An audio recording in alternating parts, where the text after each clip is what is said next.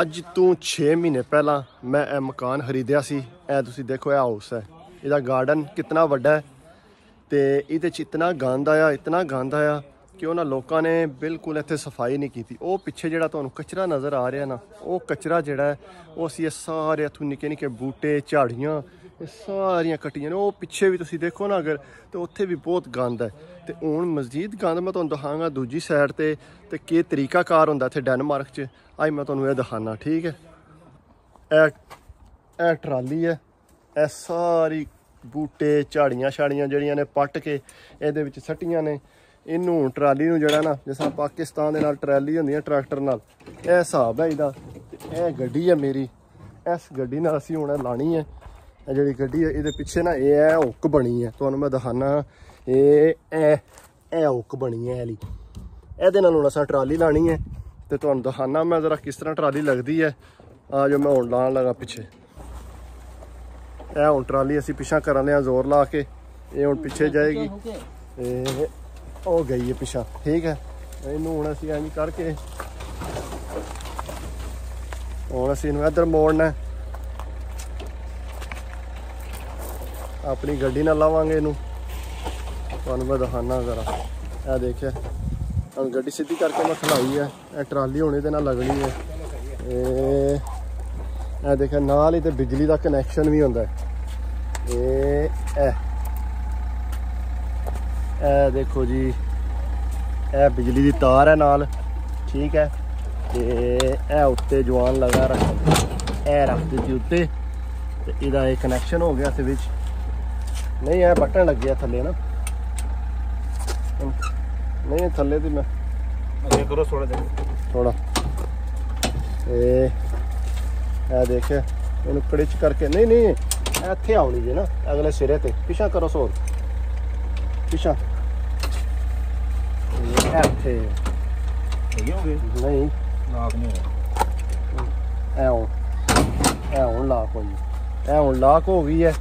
ਤੇ ਹੁਣ ਬਿਜਲੀ ਦਾ ਅਸੀਂ ਕਨੈਕਸ਼ਨ ਕਰਾਂਗੇ ਇਹਦਾ। ਇਹ ਭਾਈ ਸਾਡਾ ਕਨੈਕਸ਼ਨ ਕਰਨ ਲੱਗਾ ਬਿਜਲੀ ਦਾ। ਇਹ ਬਿਜਲੀ ਦਾ ਕਨੈਕਸ਼ਨ ਹੋ ਗਿਆ। ਪਿੱਛੋਂ ਜਿਹੜੀਆਂ ਲਾਈਟਾਂ ਨੇ ਉਹ ਇਹਦੀਆਂ ਬਲ ਜਾਣੀਆਂ, ਤਾਂ ਕਿ ਬੰਦਾ ਕਿਰੇ ਕੋਈ ਗੱਡੀ ਛੱਡੀ ਰੋਕ ਕੇ ਤੇ ਇਹ ਜਿਹੜੀ ਹੈ ਨਾ ਗੱਡੀ ਈਜ਼ੀ ਹੋ ਕੇ ਜਿਹੜਾ ਨਾ ਉਹ ਲਾਈਟਾਂ ਸ਼ਾਟਾਂ ਦਾ ਪਤਾ ਲੱਗਣਾ ਚਾਹੀਦਾ, ਨਹੀਂ ਤਾਂ ਜੁਰਮਾਨਾ ਹੋ ਜਾਂਦਾ।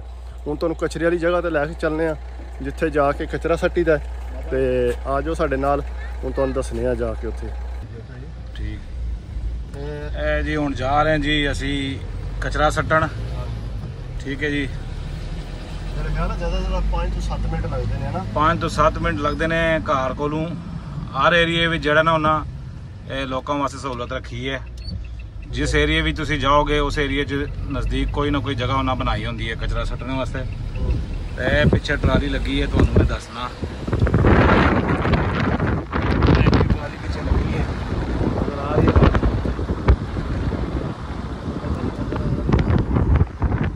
ਆ ਰਹੀ ਹੈ। ਨਾਲੇ ਤੁਹਾਨੂੰ ਉਧਰ ਨਜ਼ਦੀਕ ਜਾ ਕੇ ਵੀ ਦੱਸਾਂਗੇ, ਜਿਹੜਾ ਸਮਾਨ ਕੋਲ ਪੁੱਜਾਂਗੇ ਉਧਰ ਤੁਹਾਨੂੰ ਜਾ ਕੇ ਅਲੱਗ ਹੀ ਇੱਕ ਚੀਜ਼ ਨਜ਼ਰ ਆਵੇਗੀ ਕਿ ਪਲਾਸਟਿਕ ਅਲੱਗ ਹੈ, ਸਟੀਲ ਅਲੱਗ ਹੈ, ਸਿਲਵਰ ਅਲੱਗ ਹੈ, ਗੱਤਾ ਅਲੱਗ ਹੈ। ਇਹ ਜਿਹੜੀਆਂ ਬੂਟੀਆਂ ਛੂਟੀਆਂ ਪੱਟਦੇ ਨੇ ਇਹ ਅਲੱਗ ਜਗ੍ਹਾ ਤੇ ਸੱਟਦੇ ਨੇ, ਔਰ ਉਹਦੇ ਵਿੱਚ ਬਹੁਤ ਸਾਰੀਆਂ ਚੀਜ਼ਾਂ ਕੰਮ ਦੀਆਂ ਆਉਂਦੀਆਂ ਨੇ ਤੇ ਉਹ ਵੀ ਉਹ ਅਲੱਗ ਕਰਕੇ ਰੱਖਦੇ ਨੇ। ਕੋਈ ਅਗਰ ਬੰਦਾ ਲੈ ਕੇ ਜਾਣਾ ਚਾਹੇ ਫ੍ਰੀ ਆਫ ਕੋਸਟ ਉਹ ਲੈ ਕੇ ਜਾ ਸਕਦਾ ਆਪਣੇ ਇਸਤੇਮਾਲ ਵਾਸਤੇ।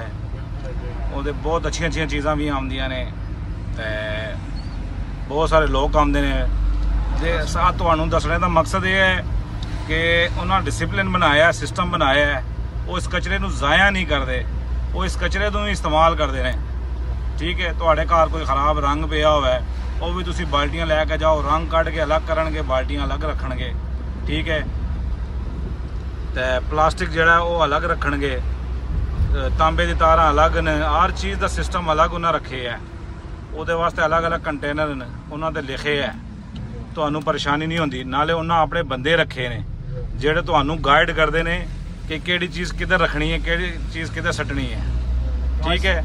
ਸਾਡੇ ਮੁਲਕ ਵਿੱਚ ਕਾਸ਼ ਪਾਕਿਸਤਾਨ ਵਿੱਚ ਇੰਝ ਦਾ ਨਿਜ਼ਾਮ ਹੋ ਜਾਏ ਤੇ ਗੰਦ ਹੀ ਨਾ ਹੋਵੇ। ਪਾਕਿਸਤਾਨ ਵੀ ਸਾਫ ਸੁਥਰਾ ਹੋਵੇ ਸਾਡਾ ਪਾਕਿਸਤਾਨ ਵੀ। ਉੱਥੇ ਤੇ ਕੁਰਬਾਨੀ ਦੇ ਦਿਹਾੜਿਆਂ 'ਚ ਵੀ ਪਤਾ ਕਿੰਨੀ ਸਮੈਲ ਹੋ ਜਾਂਦੀ ਉੱਥੇ ਤੇ ਜਿਲੇ ਕੁਰਬਾਨੀ ਹੋਵੇ ਜਾਂ ਕੋਈ ਵੀ ਮਸਲਾ ਹੋਵੇ ਜਾਂ ਬਾਰਿਸ਼ ਹੋਵੇ ਜਿਹੜਾ ਕਚਰਾ ਰੁੜ ਕੇ ਆਉਂਦਾ ਅੱਗੇ ਪਿੱਛੋਂ।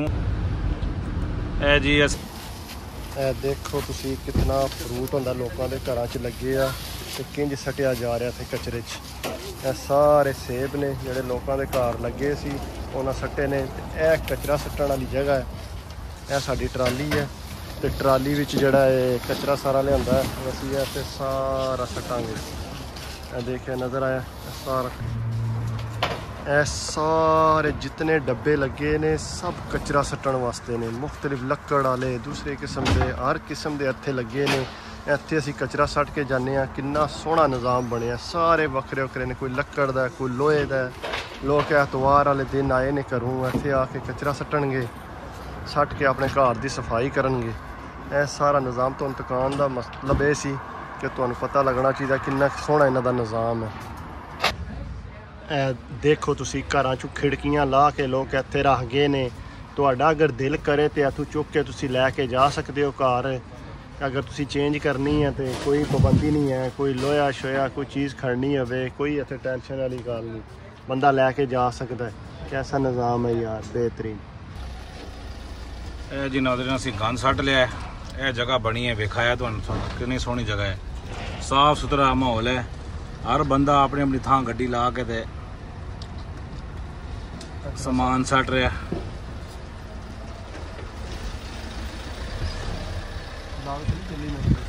नहीं दूर है। चलो जी तक है जी, साफ सुथरा माहौल है बिल्कुल। असा कचरा सट दिता है तो हम असी जा रहे हैं दोबारा दूसरा चक्कर लोड करने वास्ते। गेट तो बाहर वापस घर वाली राह एक पासों वड़ो दूसरे पासों निकलो। ऐसा निज़ाम है, साफ सुथरा निज़ाम है जी। सफाई वेख लो तुसी। तो ये कचरा लैके जाके इस्तेमाल करके दोबारा चीज़ा बना के दोबारा मार्केट च लैके आते हैं। सिर्फ दसने का मकसद यही है कि अपने मुल्क नूं प्रमोट करने की गल है। सफाई करिए, साफ सुथरा रखिए, इस तो भी ज़्यादा सोहना बनेगा। लेकिन गल यह है कि सारिਆਂ ਨੂੰ मेहनत करने की ज़रूरत है, इस ते सोचने की ज़रूरत है, ते अमल करने की ज़रूरत है। ਹੁਣ ਸਾਰੇ ਮਿਲ ਕੇ ਕਰਾਂਗੇ ਤਾਂ ਹੋਵੇਗਾ, ਇੱਕ ਬੰਦੇ ਨਾਲ ਕਰਨੇ ਨਾਲ ਨਹੀਂ ਹੋਣਾ ਇਨਸ਼ਾਅੱਲਾ। ਓਕੇ, ਤੁਹਾਨੂੰ ਦੱਸਣੇ ਦਾ ਮਕਸਦ ਇਹ ਸੀ ਕਿ ਤੁਹਾਨੂੰ ਪਤਾ ਲੱਗੇ ਕਿ ਬਾਹਰ ਲੋਕਾਂ ਦਾ ਨਿਜ਼ਾਮ ਕਿਸ ਤਰ੍ਹਾਂ ਦਾ ਹੈ ਤੇ ਸਾਨੂੰ ਕਿਸ ਤਰ੍ਹਾਂ ਕਰਨਾ ਚਾਹੀਦਾ ਹੈ ਤੇ ਅਸੀਂ ਉਹਨਾਂ ਤੋਂ ਅੱਗੇ ਹੋ ਜਾਈਏ ਇਨਸ਼ਾਅੱਲਾ। ਸਾਰੇ ਅੱਜ ਅਹਿਦ ਕਰ ਲਓ, ਨੀਅਤ ਕਰ ਲਓ, ਇਨਸ਼ਾਅੱਲਾ ਇੱਕ ਦਿਨ ਵੇਖੋਗੇ ਕਾਮਯਾਬ ਹੋ ਜਾਵਾਂਗੇ।